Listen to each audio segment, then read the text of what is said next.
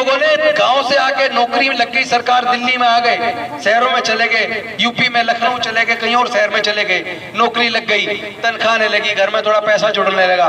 उन सब ने किसी ने 200 गज, किसी ने 100 गज, किसी ने 500 गज, किसी ने 50 गज जमीन लेकर मकान बनाए।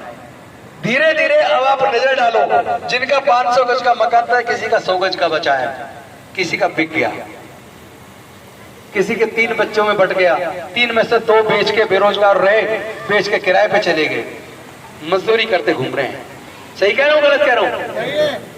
तो सरकारों की साजिश के तहत आपसे नौकरी अभी चली गई है और आपसे पढ़ाई भी चली गई है, और अब हमारी एक लंबी फौज तैयार हो गई है, बहुत लंबी फौज, जिसमें लाखों लोग हैं जो लोग सरकारी नौकरी से रिटायर में पेंशन मिल रही है, उनके बच्चे कामयाब नहीं हो रहे, बच्चे की न नौकरी लग रही, ठेकेदारों के थ्रू कहीं मजदूरी करते घूम रहे हैं कहीं कहीं। तो अब ये बताओ, हमने जो बाबा साहब देकर गए थे, हमारे पढ़ने के रास्ते खोलकर हमारी पढ़ाई से हम लोग आगे बढ़े और नौकरी रिजर्वेशन दिया, नौकरी से आगे बढ़े, तो आपकी नौकरी भी चलेगी, पढ़ाई भी चलेगी। इसका मतलब डॉक्टर बाबा साहब अम्बेडकर जी ने जो हमें दिया था 70% छिन गया। अब मैं आप सबसे पूछ रहा हूं, जब ये सब छिन रहा था, जब ये सरकारी स्कूल के जवाब में प्राइवेट स्कूल खुलते जा रहे थे, जब सिर्फ पढ़ाई का खर्चा महंगा होता जा रहा था, तब क्या हमारे और तुम्हारे चुने हुए प्रतिनिधि, क्या सांसद, विधायक, मंत्री नहीं थे? क्या थे ना? तो जब सब कुछ बिक रहा था, तब हमारे सांसद, विधायक क्या कर रहे थे, मंत्री क्या कर रहे थे? तब वो हमारी आवाज उन्होंने संसद में क्यों नहीं उठाई? तब हमारी आवाज उन्होंने विधानसभा में क्यों नहीं उठाई? क्या हमारी पूरी बर्बादी का कारण, जो हमारी पूरी कौम बर्बाद होती जा रही है, क्या इसका कारण हमारे सांसद, विधायक नहीं है, हमारे मंत्री नहीं है? जो हमारे पढ़ लिख कर बड़े बड़े अफसर बन पाए, जो IAS बने, डॉक्टर बने, इंजीनियर बने, साइंटिस्ट बने, प्रोफेसर बने, क्या उनका दोष नहीं है?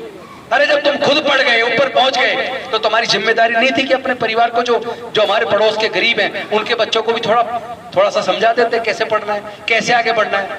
1 घंटे से आपको फ्री में बच्चों को पढ़ा देते।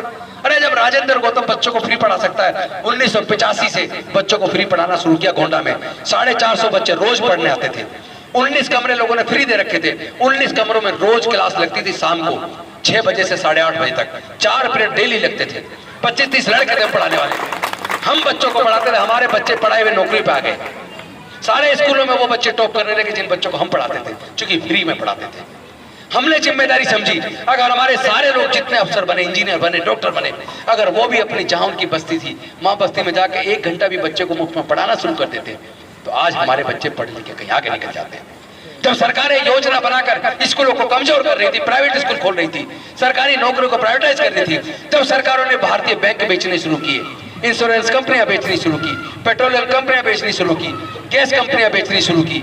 जब भारत ने इंडियन रेलवे बेच दिया, एयरपोर्ट बेच दिए, एयर इंडिया बेच दिया, जब भारत सरकारें सारी कंपनियों को बेचती जा रही थी, तब हमारे नेता कहां थे? ST ST OBC के जो सांसद थे, विधायक थे, मंत्री थे, वो गूंगे बहरे बने रहे। उन्होंने उस वक्त आवाज बुलंद नहीं की। उन्होंने क्यों नहीं कहा जो चीज बिकेगी, बिकने के बाद भी उसमें हमारा रिजर्वेशन बना रहेगा?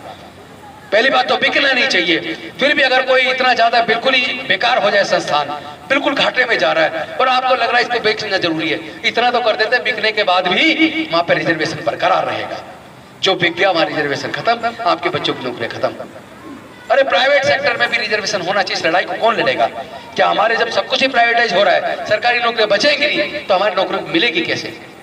हमारे लोगों को क्या लड़ाई नहीं लड़नी चाहिए कि हमें प्राइवेट सेक्टर के अंदर भी हमें रिजर्वेशन मिलना चाहिए? क्यों नहीं मिलना चाहिए भाई?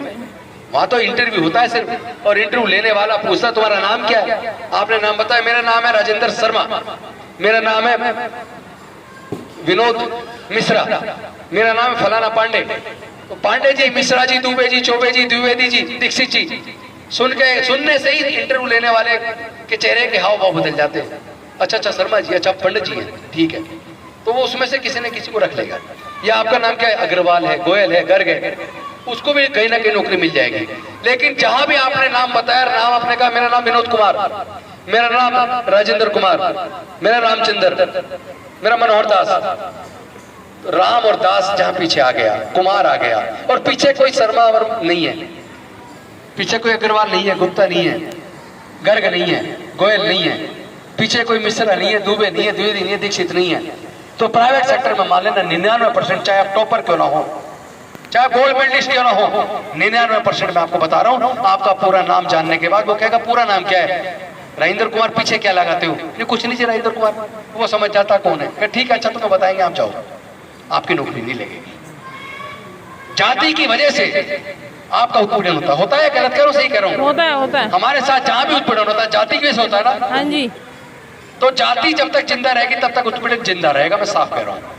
सही कह रहा हूं गलत कह रहा हूं? बिल्कुल सही बात। जब तक जाति जिंदा रहेगी तब तक जाति का उत्पीड़न जिंदा रहेगा। तो अब एक सवाल पैदा होता है, जाति बनाई किसने, और जाति बनने से फायदा किसको हुआ, और जाति से नुकसान किसको हुआ?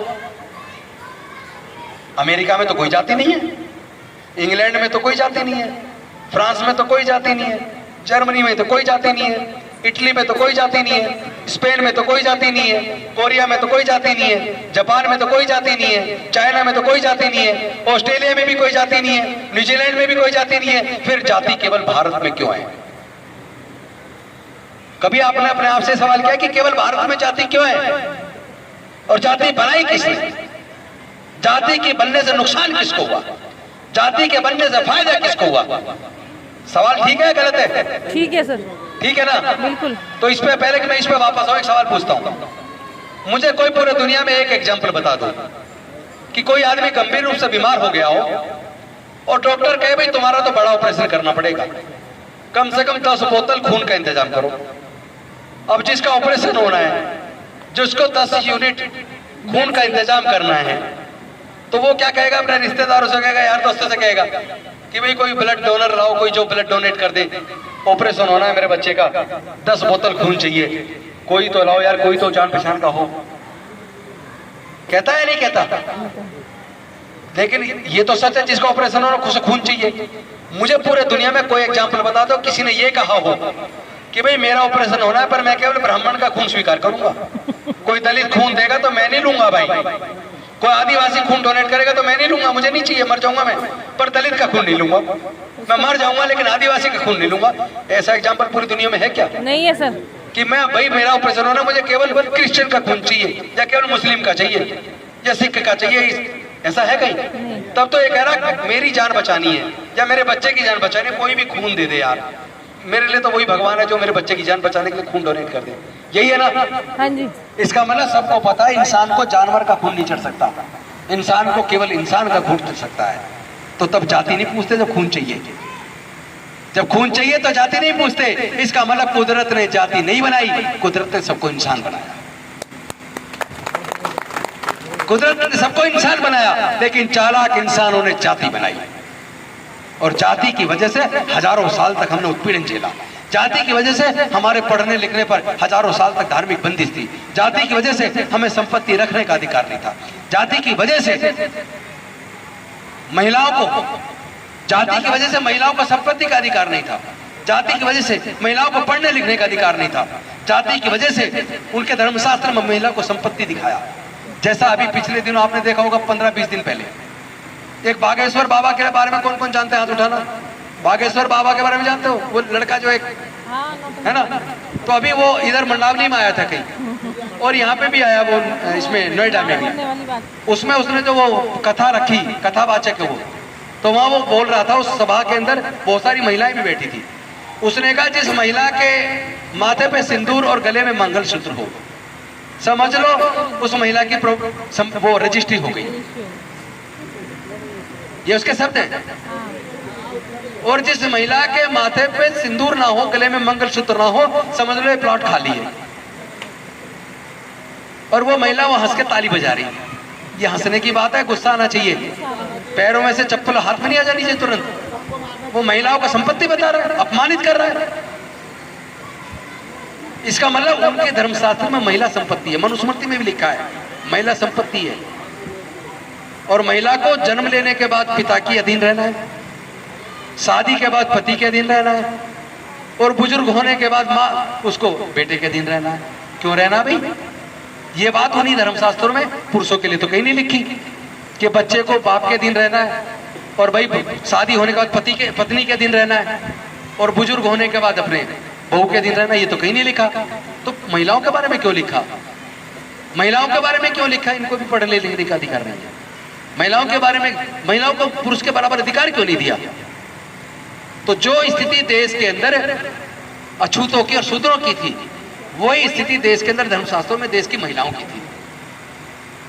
स्पीच लंबी हो जाएगी तो मैं सारा नहीं बताऊंगा, सारा कहूंगा तो सारा बता सकता हूं, ये डिपेंड करता है आप कितना सुनना चाहते हैं।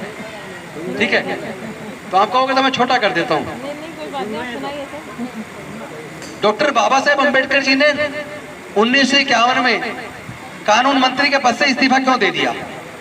आप जानते हैं इस बात को क्या? डॉक्टर बाबा साहेब अम्बेडकर कानून मंत्री थे, भारत के प्रथम कानून मंत्री।